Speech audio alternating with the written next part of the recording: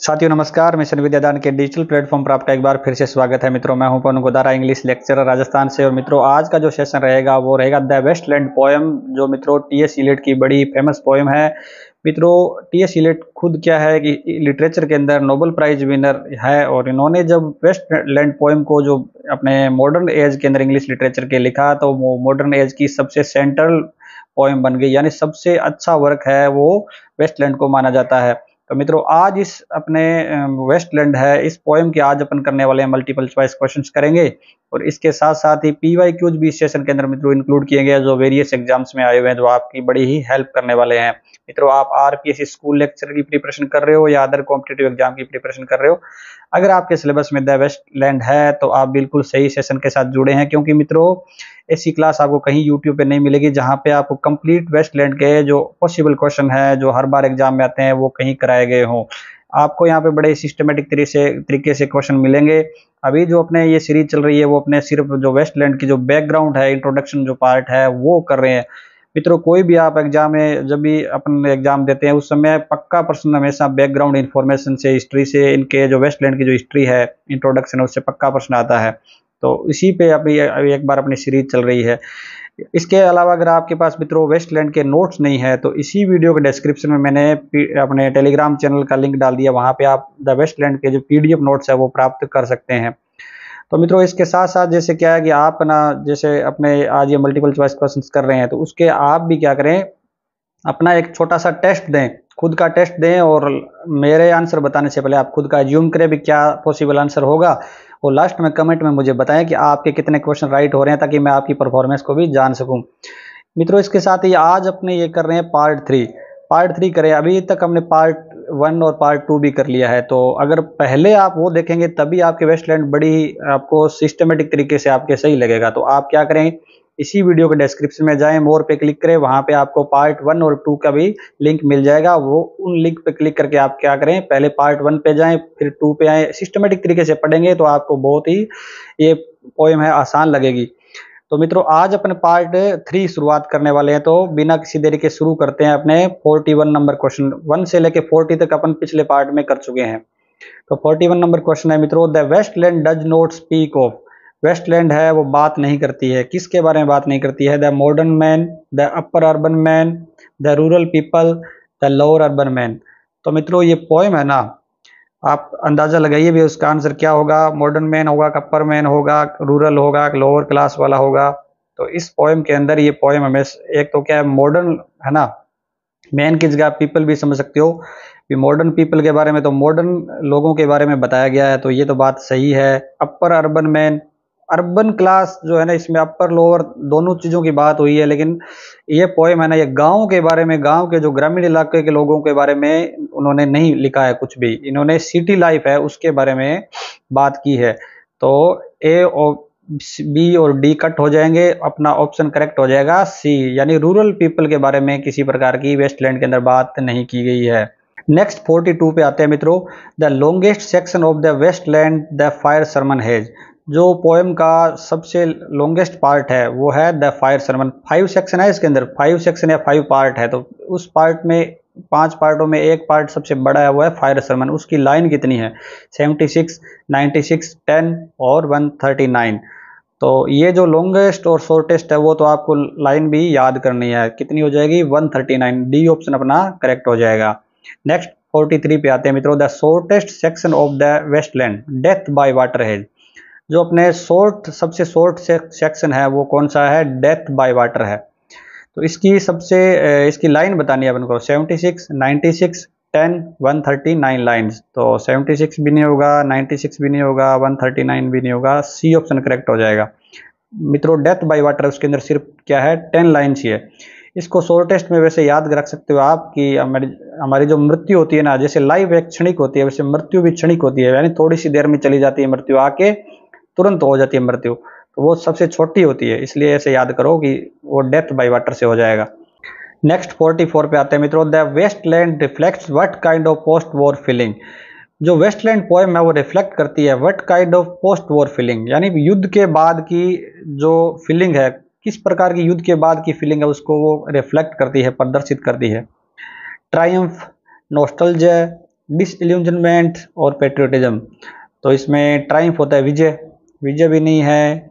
और नॉस्टैल्जिया होता है उदासी, उदासी हो सकता है। और पेट्रियोटिज्म क्या है, देशभक्ति। तो देशभक्ति के बारे में किसी प्रकार की बात नहीं की गई है, उदासी के बारे में नहीं है। इसमें सबसे नियरेस्ट ऑप्शन अपना हो जाएगा डिसइल्यूजनमेंट, यानी निराशा की भावना। इसमें निराशा की भावना बताई गई है, तो सी ऑप्शन अपना करेक्ट हो जाएगा।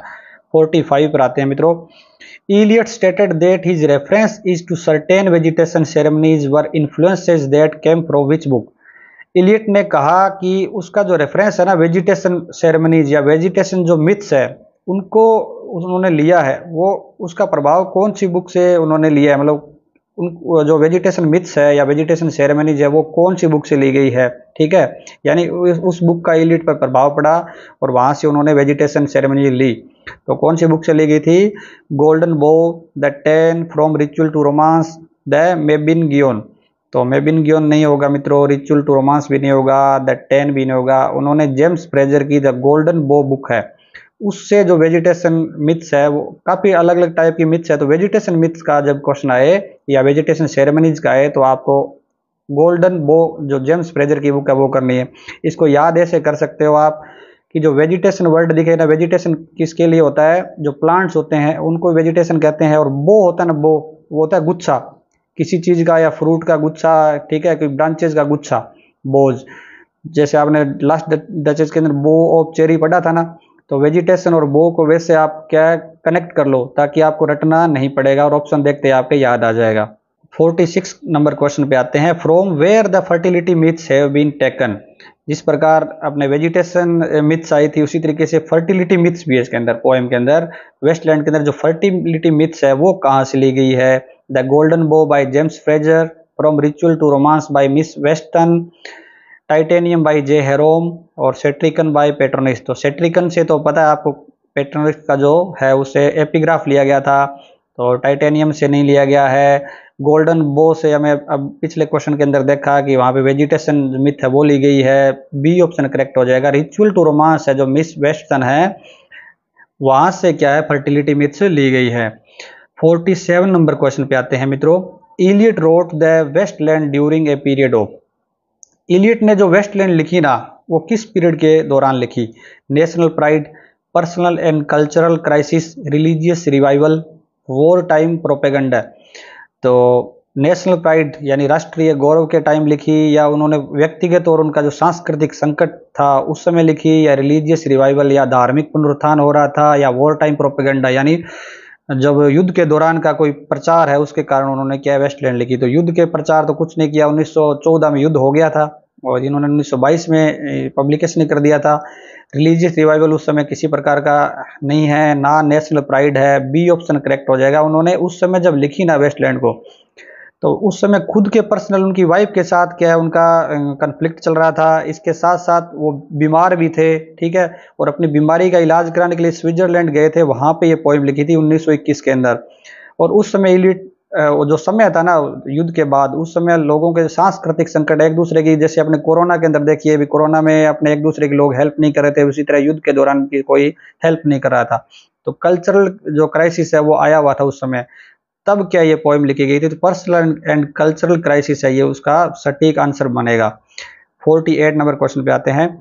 विच Waste Land is not referred in the poem. कौन सी वेस्टलैंड है जो पोएम के अंदर रेफर नहीं की गई है? मित्रों जो वेस्टलैंड पोएम है इसके अंदर भी अलग जो अपने इलियट है वो प्रभावित हुए अलग अलग टाइप की वेस्टलैंड को देखकर, उनको पढ़कर, जो अलग अलग ग्रंथों में उन्होंने वेस्टलैंड के बारे में पढ़ा। तो कौन सी वेस्टलैंड है जो इस पोएम के अंदर रेफर नहीं की गई है? Fisher Kings, Oedipus, Aeschylus, Milton's.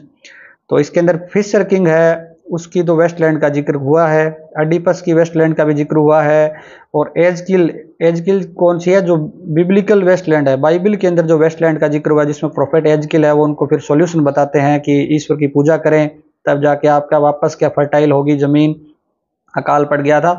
तो इसके अंदर ए बी सी तीनों क्या है की गई है, लेकिन मिल्टन के किसी प्रकार की अपने वेस्टलैंड है उसका जिक्र नहीं हुआ है, तो डी ऑप्शन करेक्ट हो जाएगा।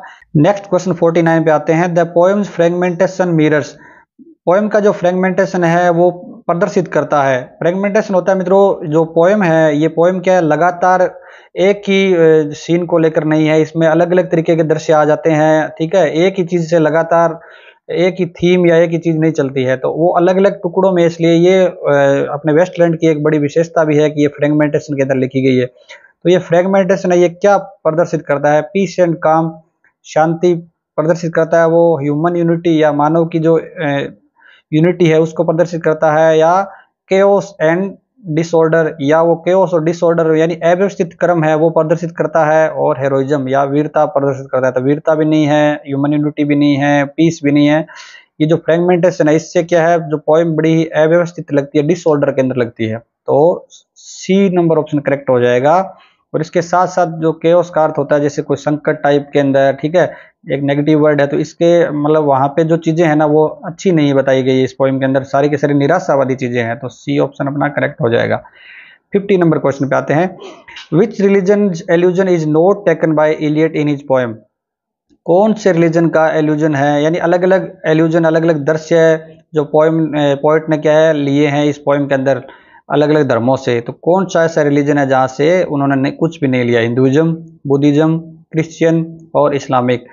तो उन्होंने क्या है मित्रों, हिंदुइज्म से मैटर लिया है, बुद्धिज्म से भी लिया है, और क्रिश्चियन, खुद क्रिश्चियन थे तो क्रिश्चियन से भी उन्होंने लिया है। तो डी ऑप्शन करेक्ट हो जाएगा, उन्होंने इस्लामिक से कुछ भी चीजें अपने पोएम में नहीं डाली है। नेक्स्ट 51 पे आते हैं मित्रों। From where was the original first intended epigraph that Eliot has chosen for the poem from.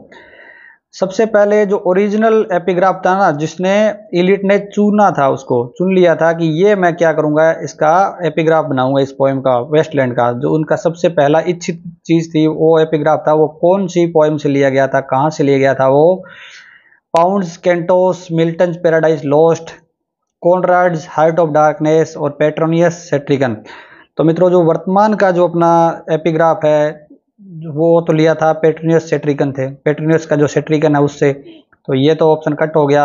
Milton के पैराडाइज से लॉस्ट से भी नहीं लिया था उन्होंने, पाउंड कैंटोस से भी नहीं लिया था, सी ऑप्शन हो जाएगा।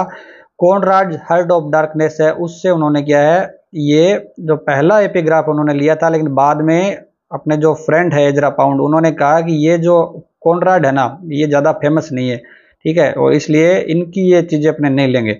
तो सी नंबर ऑप्शन करेक्ट हो जाएगा। और उन्होंने चेंज करवा दिया था उसको, और उन्होंने पेट्रोनियस का जो सेट्रिकन है वहां से वो एपिग्राफ लिया था। 52 पे आते हैं मित्रों। आपको इतने अच्छे अच्छे क्वेश्चंस मिल रहे हैं तो आशा करता हूं कि आपने वीडियो को लाइक तो कर दिया होगा। Who was the lover of Sibal.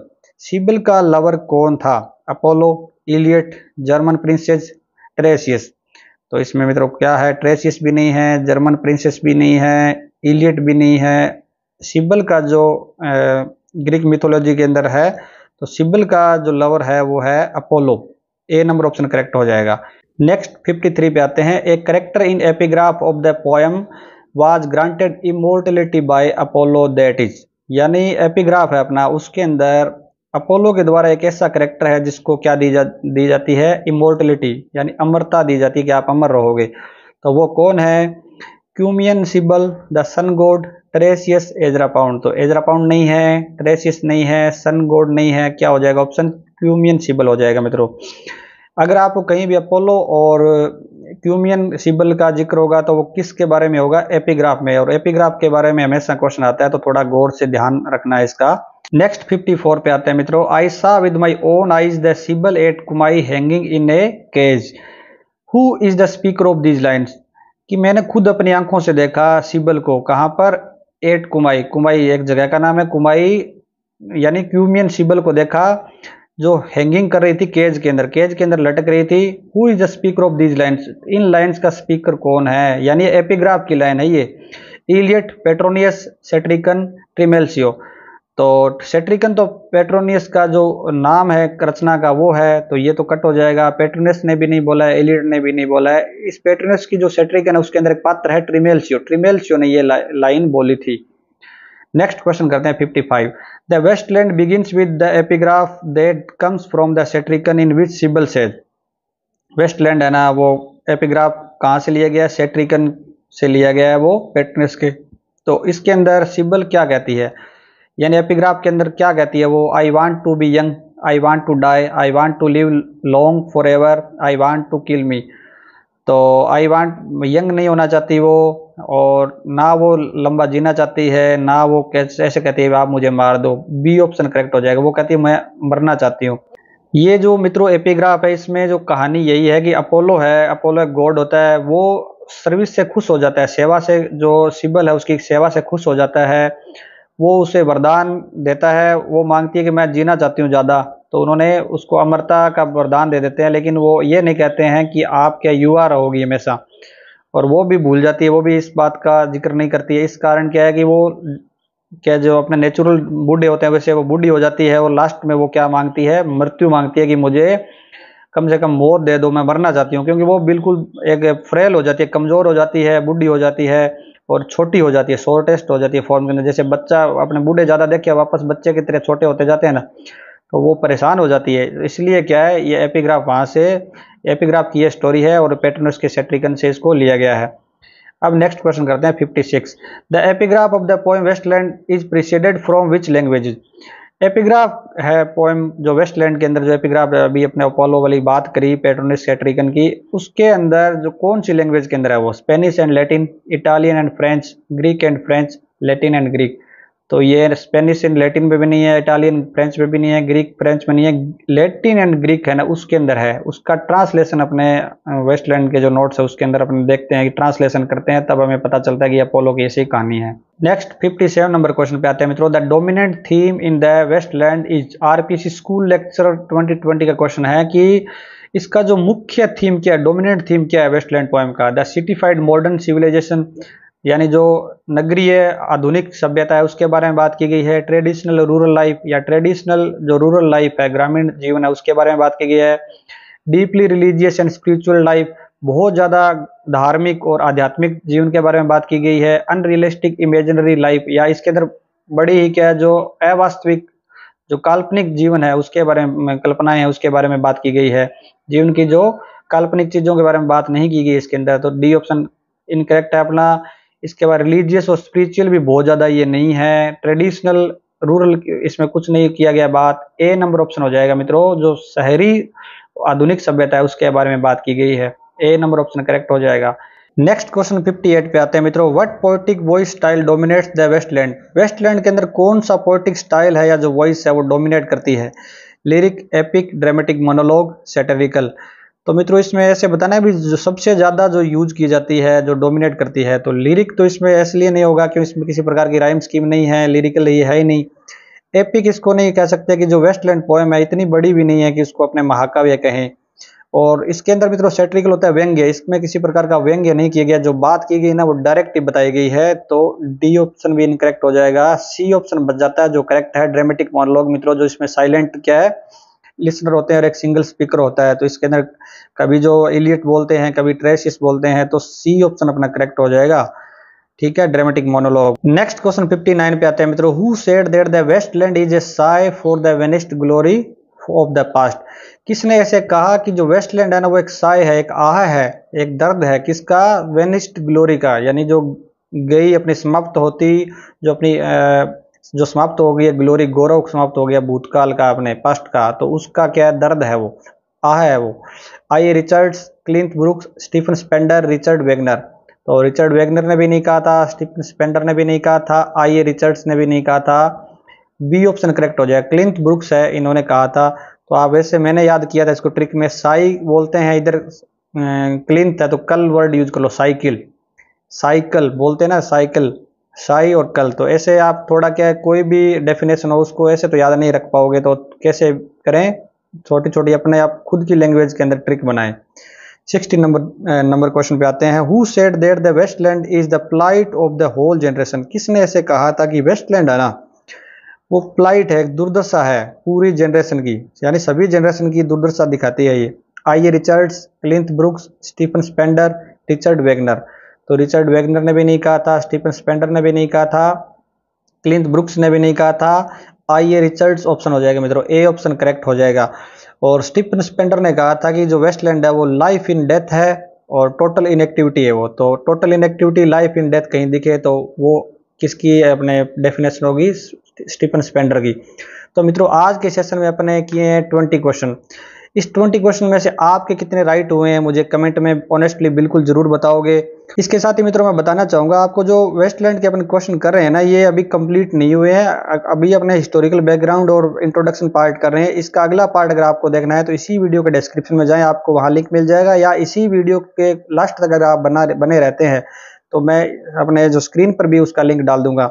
मित्रों अगर आपको ये ऐसे क्वेश्चन अच्छे लगे हैं ना कि एग्जाम ओरिएंटेड चीज है, सर ने हमें बहुत ही हेल्प हुई आपकी, तो आप बिल्कुल क्या है लाइक करना बिल्कुल भी नहीं भूलना है आपको। और शेयर तो क्या है, आपके पास कोई यूपीएलटी ग्रेड का या स्कूल लेक्चर का कोई भी ग्रुप है टेलीग्राम व्हाट्सएप, तो जरूर शेयर करें इस वीडियो के लिंक को। और साथ साथ में सब्सक्राइब करना बिल्कुल भी नहीं भूलें, क्योंकि मित्रों अगर आप सब्सक्राइब करते हैं तो आपके लिए बड़े ही काम की चीजें आगे भी आने वाली है। और एक प्यारा सा मित्रों कमेंट जरूर करें ताकि मेरी एनर्जी बढ़े, आपको लगे कि वाकई में आज हमें सीखने को कुछ मिला है। तो एक प्यारा सा कमेंट करें और मुझे ऐसे बताएं अगर आपको हेल्प मिल रही है तो आप बताएं, ताकि मैं क्या है कि एनर्जेटिक रहूं। मैं आपकी कमेंट से मेरे में एनर्जी मिलती है और मैं लगातार क्या फिर एक्टिव रहता हूं। ठीक है, तो आप क्या करें, प्यारा सा थैंक यू कमेंट करें, लेकिन एक छोटा सा कमेंट जरूर करें। और मित्रों लगातार आपको पढ़ते रहना है, और इस सेशन को अगर पूरे लगातार आप अटेंड कर लेते हैं ना तो वेस्टलैंड में आपको महारत हासिल हो जाएगी। ठीक है, जैसे जितनी भी आपको कैसे भी चाहे टफ लगे, अगर ये क्वेश्चन आप ढंग से कर लेते हो तो और क्या बाहर जाएगा। ठीक है, तो सारे के सारे आप सीरीज है ना मस्ट जरूर देखें, ताकि आपकी जो वेस्टलैंड है उसका कोई भी क्वेश्चन आप रॉन्ग नहीं कर सको, क्योंकि वेस्टलैंड टफ पोइम है। लोग ना सिलेबस के अंदर इस चीज को छोड़ देते हैं, और यही है जो क्या है सिलेक्शन के अंदर सबसे ज्यादा मददगार अपने पोइम रहने वाली है। ठीक है, ये अपना हथियार है। अगर आप इसमें बड़ी कमांड कर लेते हो, अच्छी कमांड कर लेते हो, तो पक्का आपका जो इसके अंदर सबसे ज्यादा मार्क्स आपके आ जाएंगे। तो मित्रों आपको लगातार मेहनत करते रहनी है, आपको सफलता जरूर मिलेगी। और जो लाइक शेयर सब्सक्राइब करेगा उसको तो मेरी तरफ से पक्का ब्लेसिंग है उनको, और मेरा आशीर्वाद भी उनके साथ रहेगा। तो मित्रों बने रहिए अपने लगातार अपने सेशंस के साथ। Thank you.